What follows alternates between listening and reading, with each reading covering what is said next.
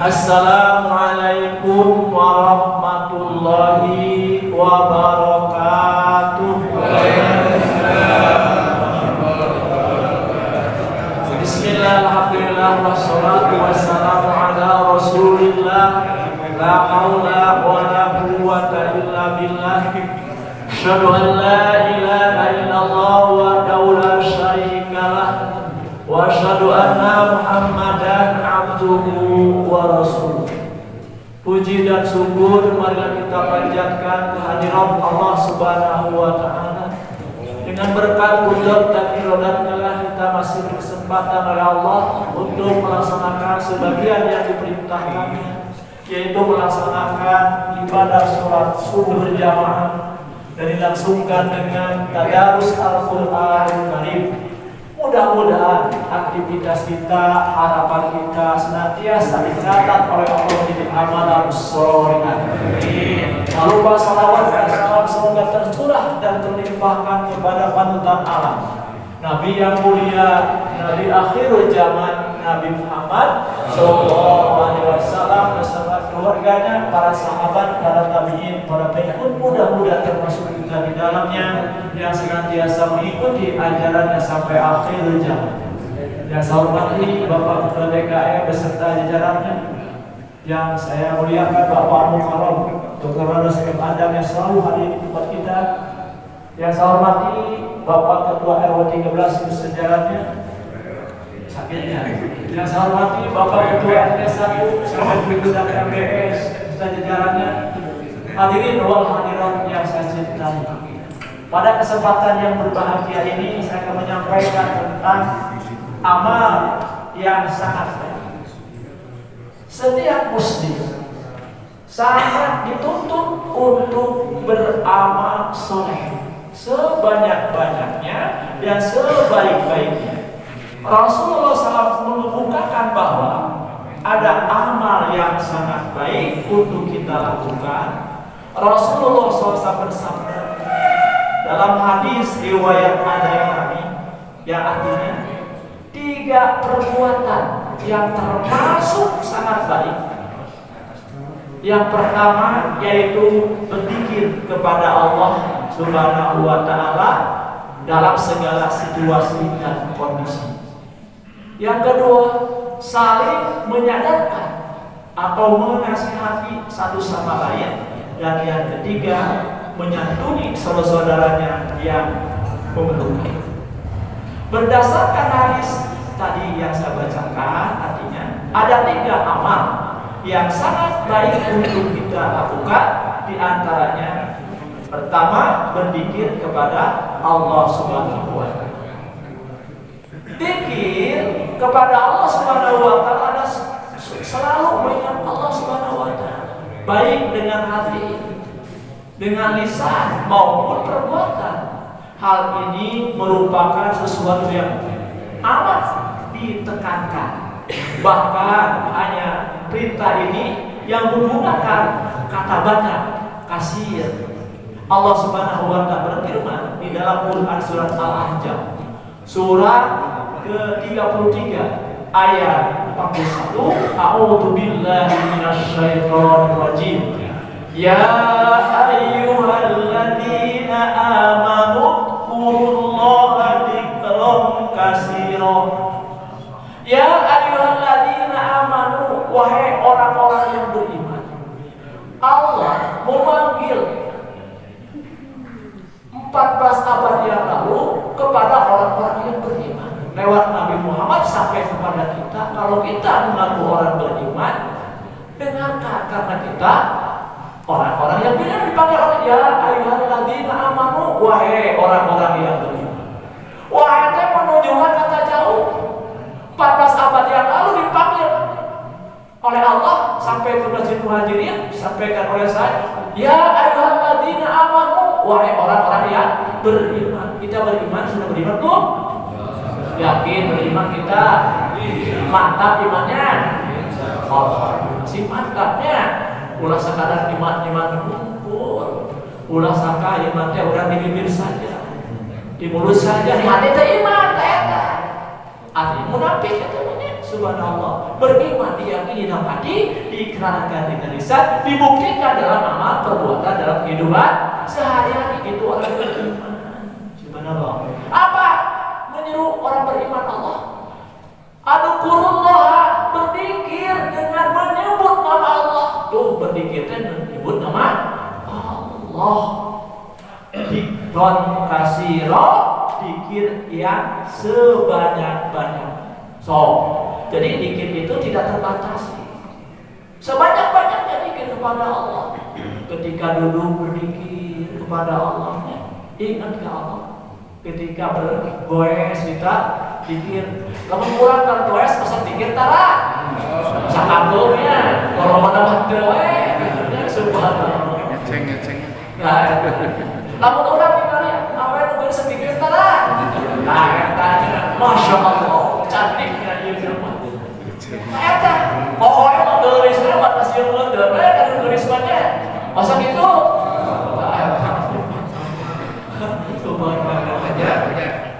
Pada ayat ini, Allah Subhanahu wa Ta'ala menganjurkan kepada semua orang beriman yang membenarkan Allah dan Rasulnya supaya banyak berzikir, mengingat Allah dengan menyebut namanya sebanyak-banyaknya dengan hati dan tidak pada setiap keadaan dan setiap waktu.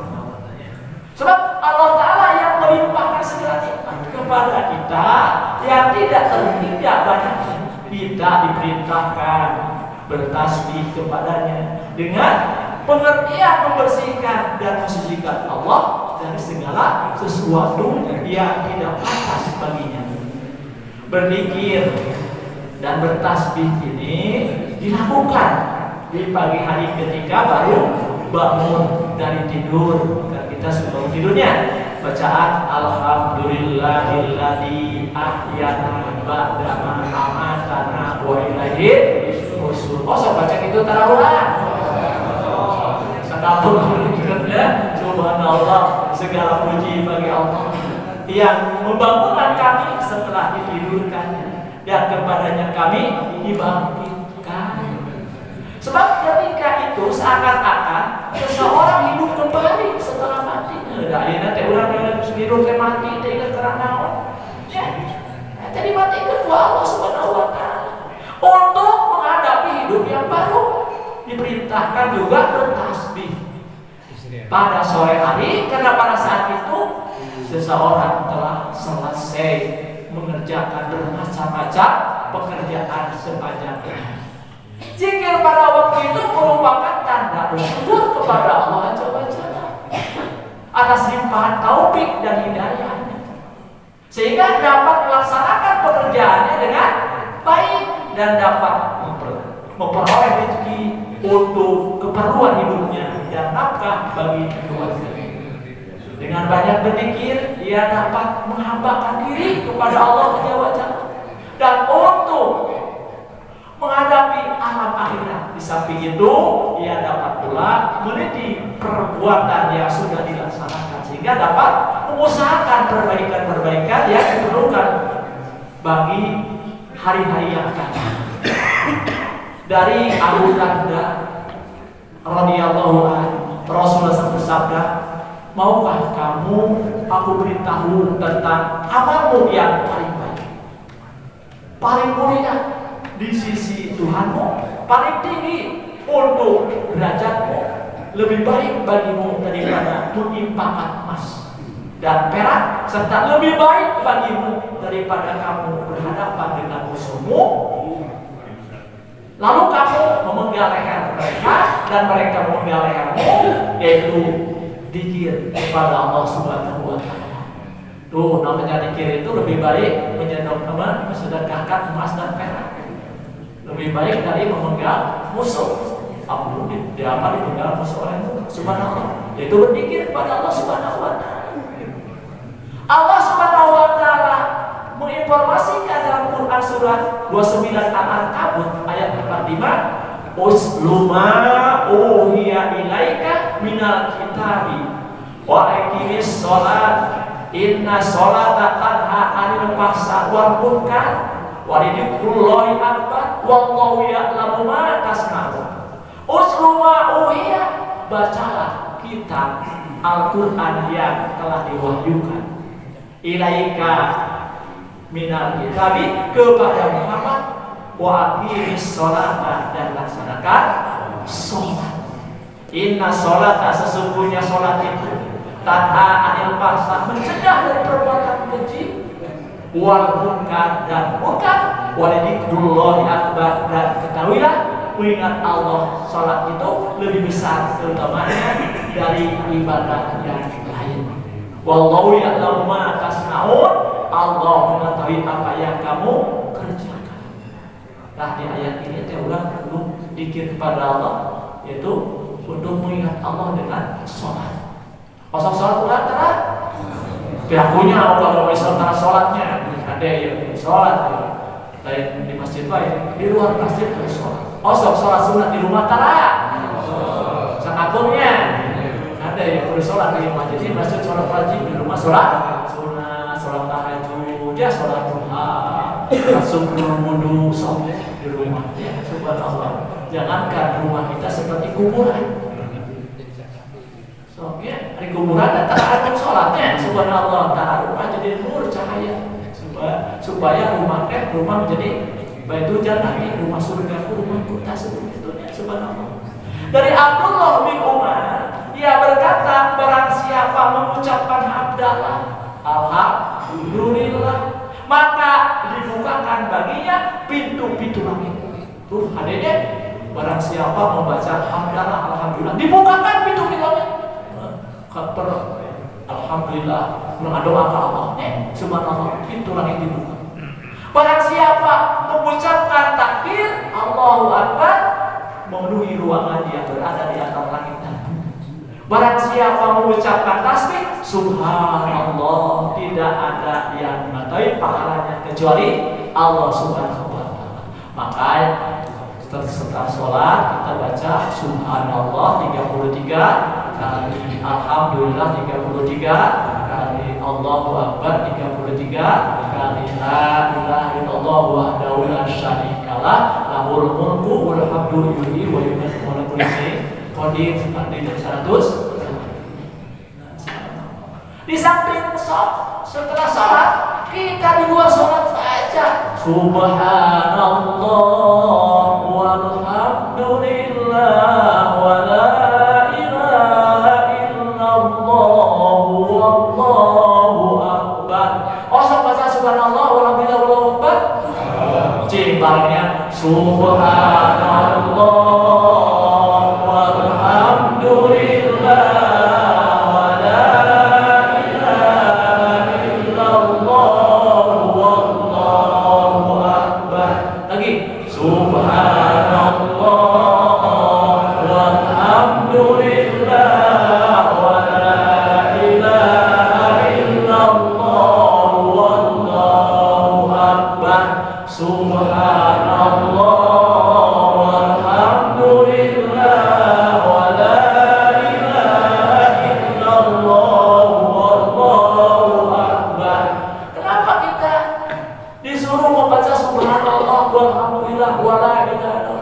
supaya hati yang keras menjadi mudah.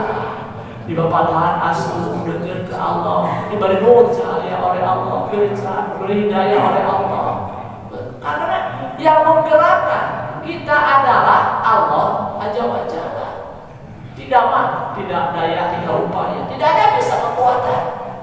Hanya dengan perlindungan pertolongan Allah lah, subhanallah. Agar doa kita ini diijabah oleh Allah, percantiklah diri kita dengan amal-amal soleh. Agar doa kita ingin diijabah oleh Allah, percantiklah diri kita dengan amal-amal soleh. Sebab berdoanya kita akan didengar oleh Allah, sedangkan beramalnya kita akan dilihat oleh Allah yang Maha melihat. Inilah inti dari setiap ayat, selalu diakhiri dengan kalimat innallaha sami'un basir. Sesungguhnya Allah Maha mendengar dan Maha melihat. Urang pengajian ini teh apa teh ditinggal ya. Oh, ayeuna Pak Haji Asep Wahyudin hadir pengajian di masjid. Catat orang tinggal. Subhanallah, Pak Haji Utang hadir. Ya subhanallah, sadayana jamaah ini hadir. Anu teh hadir eta teh kumaha teh dicatat ku apa jeung malaikat. Kudu bahagia mulai pengajian di masjid teh kedua setiap dinten ke ulang sampai ulang naon mana teh bosan. Ari dahar urang bosan teu. Ari pengajian sok bosan teu. Eta teh beda ari pengajian mah urang sok bosan kitu. Komon temana anu naon? Anu bagian nurutan teh. Subhanallah, kadang-kadang dijenuh teh subhanallah. Da urang mah naon otakna standar kudu pikaseureun wae. Mau urang sehat, masa kitu? Eta tidak berbeda. Kalau orang pengajian terus yang menentukan Al-Quran tidak memutar kain berbeda. Ya, kalau orang ayat serius, baru saya orang. Subhanallah, katalah hidup orang. Subhanallah, standar orang seperti itu. Kebahagiaan itu bukan pada harta dan jabatan, tapi kebahagiaan itu adalah ketaatan kepada sunnah Rasulullah SAW.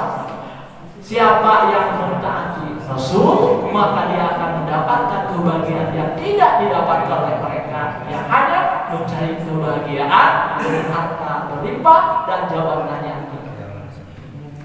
Harta terbaik adalah hati yang bersyukur. Tanya, harta yang terbaik adalah hati yang bersyukur. Kebanggaan naon tapi hati yang bersyukur kalau nikmat ya subhanallah. Lisan hati yang bersyukur, lisan yang berzikir terus lisan bahasa mengucapkan subhanallah walhamdulillah wala ilaha illallah wallahu akbar. Istri yang soleh, istri yang solihah, yang menolong dalam kebaikan dan ketaatan. Ari istri urang soleh teu? Alhamdulillah solihah. Subhanallah tadi soleh. Ari bapak soleh teu? Ada yang nama soleh, tapi kurang soleh gitu ya. Subhanallah sesuai dengan nama pun ya soleh.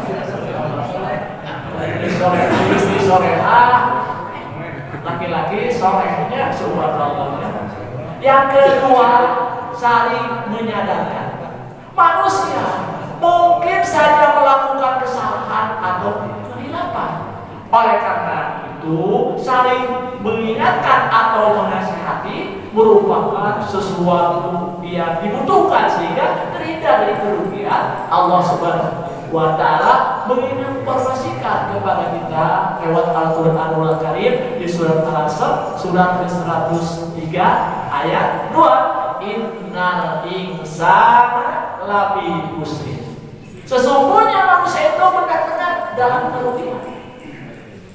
Dalam ayat ini Allah mengungkapkan bahwa manusia sebagai makhluk Allah sungguh secara keseluruhan berada dalam kerugian bila tidak menggunakan waktu dengan baik atau dipakai untuk melakukan keburukan. Perbuatan buruk manusia merupakan sumber kecelakaan yang menjerumuskannya ke dalam kebinasaan. Dosa seseorang terhadap Tuhannya yang memberi nikmat tidak terkira kepadanya adalah suatu pelanggaran yang tidak ada bandingannya sehingga merugikan dirinya. Allah Subhanahu wa Ta'ala dilanjutkan dengan firman-Nya di surat ketiganya, di ayat ketiganya, illal ladina amanu wa amilus sholihati wa tawasau bil haqqi wa tawasau bis sabri. Illal ladina amanu, kecuali orang-orang yang beriman. Anu terugi itu cenah orang yang beriman. Wa amilus sholihati, dan mengerjakan amal soleh, beriman mengerjakan amal soleh, wa tawasau bil haqqi, dan nasihat menasehati supaya mentaati kebenaran. Wa tawasau bis sabri, dan nasihat menasehati supaya menetapi kesabaran. Orang tak perlu menasehati, mendengarnya. Kadang-kadang lamun hati nangis poe geus gelap seperti batu gelasnya susah tadi nasihati. Subhanallah, malas tapi hatinya cahaya hidayah diberi baru asuh nasihat. Orang perlu nasihat. Dalam ayat ini Allah Subhanahu wa Ta'ala menjelaskan bahwa jika manusia tidak mau hidupnya merugi, maka ia harus beriman kepada Allah. Kaitannya, namun orang bahwa harta berojit jujuru bro di kata mana yang terkena imannya, tapi tidak beriman rugi hidup. Subhanallah. Hidup ini sebentar Pak, tidak lama. Ujung-ujungnya jadi almarhum. Subhanallah. Ciksa mereka maturan di alam kubur. Sahasi tidak ada kecuali amal perbuatan kita ketika kita hidup di dalam dunia ini. Melaksanakan ibadah sebagaimana yang diperintahkannya, berbuat baik untuk dirinya sendiri dan berusaha menimbulkan manfaat kepada orang lain. Sobat hidup ke orang baik untuk diri orang, ya, bermanfaat bagi orang lain. Di samping beriman dan amal soleh, mereka harus saling menasihati untuk mentaati kebenaran dan tetap berlaku sabar, menjauhi perbuatan maksiat yang setiap orang cenderung kepadanya karena dorongan hawa nafsu. Putaran waktu kehidupan manusia itu hanya diputar satu kali saja. Setiap kita hanya sekali saja dilahirkan lalu dimatikan di dunia ini. Tak seorang pun sanggup mengatakan kapan jarum jam ini akan berhenti. Mungkin 1 jam lagi, mungkin 1 hari lagi, mungkin 1 bulan lagi, mungkin 1 tahun lagi. Sekarang adalah satu-satunya waktu yang kita miliki. Manfaatkan hidup ini, sediakan waktu untuk Allah Azza wa Jalla dan sesama bekerja dengan sungguh-sungguh. Jangan pernah berkata, besok kan masih ada waktu, aku bisa melakukannya besok, karena setiap saat jarum jam itu dapat berhenti. Saat ini kita masih menginjak tanah, mungkin esok kita yang diinjak tanah. Jangan lalai dengan teknologi handphone yang canggih, karena alat komunikasi yang bisa menyelamatkan kita hanyalah doa. Jangan bangga dengan rumah yang mewah, karena rumah yang terakhir kali kita di dunia ini adalah kuburan. Betul Pak? Jangan bangga dengan gelar, karena gelar kita yang terakhir adalah almarhum bagi laki-laki, almarhumah bagi perempuan. Jangan bangga dengan wajah yang cantik, wajah yang tampan, karena wajah kita yang terakhir adalah engkau. Betul kita akan jadi kepala? Jangan bangga dengan mobil yang mewah, karena mobil terakhir yang mengantarkan kita adalah mobil jenazah. Jangan puas dengan tempat tidur yang nyaman, karena tempat tidur kita yang terakhir adalah lihatlah. Waktu sedang jaya, kita merasa banyak teman di sekeliling kita. Waktu sedang berpuasa, kita percaya diri melakukan apa saja. Waktu sedang tak berdaya, barulah kita sadar siapa saja sahabat sejati yang ada. Waktu sedang jatuh, kita baru sadar dalam hal ini siapa saja teman yang memperalat dan memanfaatkan kita. Waktu sedang sakit, kita baru tahu bahwa sehat itu sangat penting, jauh melebihi harta. Manakala miskin, kita baru tahu jadi orang harus banyak memberi, berderma, dan saling membantu. Masuk usia tua, kita masuk usia tua ya, subhanallah, kita baru sadar kalau masih banyak yang belum dikerjakan. Saat diambang aja, kita baru menyesal, ternyata begitu banyak waktu yang terbuang sia-sia. Hidup tidak lama, sudah saatnya kita bersama-sama membuat hidup yang bermanfaat lebih bagi yang lain. Saling menghargai, saling membantu, saling memberi, saling mendukung, dan saling mencintai. Jadilah teman, saudara yang dan sahabat setia tanpa syarat. Tunjukkanlah bahwa kita masih mempunyai hati nurani yang tulus. Apa yang kita tabur, itulah yang akan kita turuti. Yang terakhir, menyantuni orang lain. Banyak di antara manusia yang membutuhkan bantuan orang lain. Oleh karena itu sangat baik bila seseorang menyantuni orang lain untuk mengatasi persoalan mereka. Allah Subhanahu wa taala berfirman di dalam Quran surah Al-Baqarah surah kedua ayat 215, yas'alunaka mada yunfiqun qul ma anfaqtum min khairin falil walidaini wal aqrabina wal yatama wal masakini wa ibnis sabil wa ma taf'alu min khairin fa innallaha bihi alim.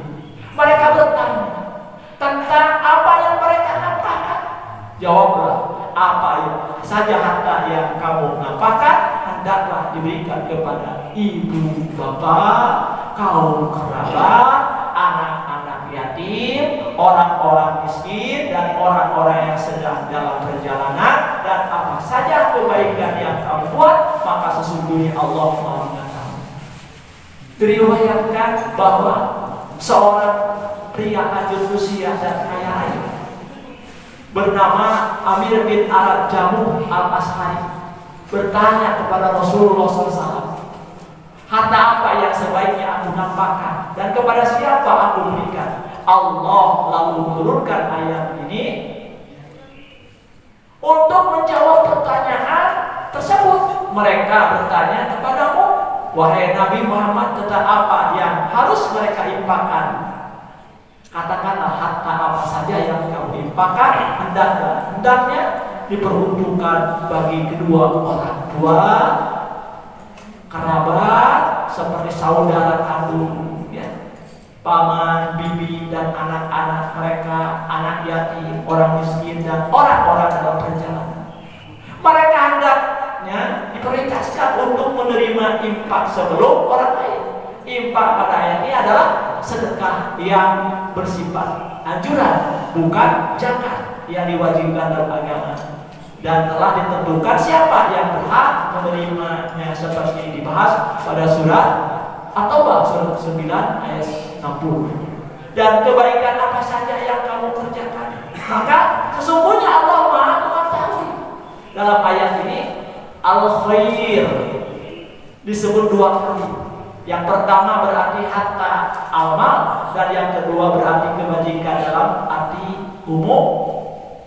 Dia mempersiapkan diri menghadapi kehidupan abadi. Pertama, senantiasa membuktikan akidah hanya kepada Allah. Tak ulah murni akidah kita, ulah sampai campuri. Karena yang namanya oplosannya, bensin dioplosnya, solar dioplosnya, sebuah oplosan karena dioplos.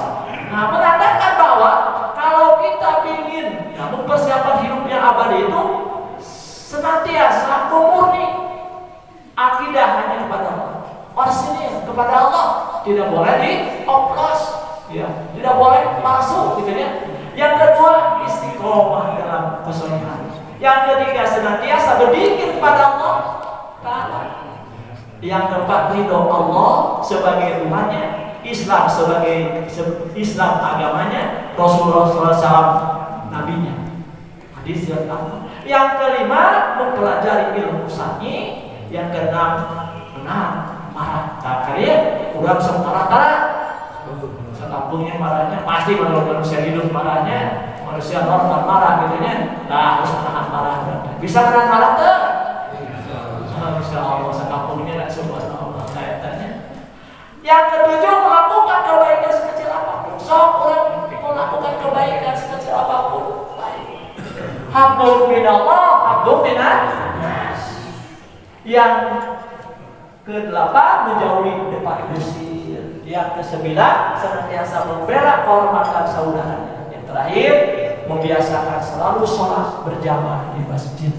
Ini itu yang saya dapat sampaikan. Mudah-mudahan jadi ilmu yang bermanfaat, bermanfaat, diamalkan dalam kehidupan sehari-hari. Kurang lebih mohon maaf. Mari kita berdoa kepada Allah Subhanahu wa taala. Allahumma shalli ala sayyidina Muhammad wa ala ali Muhammad kama shallaita ala Ibrahim wa ala Ibrahim wa barik ala sayyidina Muhammad wa ala ali Muhammad wa barik ala Ibrahim wa ala Ibrahim fil alamin innaka Hamidum Majid. Rabbana hab lana min azwajina wa dhurriyyatina qurrata a'yun waj'alna lil muttaqina imama. La ilaha illa anta kuntu minadh dhalimin. Rabbana atina fid dunya hasanah wa fil akhirati hasanah wa qina adzabannar. Aqulu qouli hadza wa astaghfirullaha. Assalamualaikum warahmatullahi wabarakatuh. Alhamdulillah.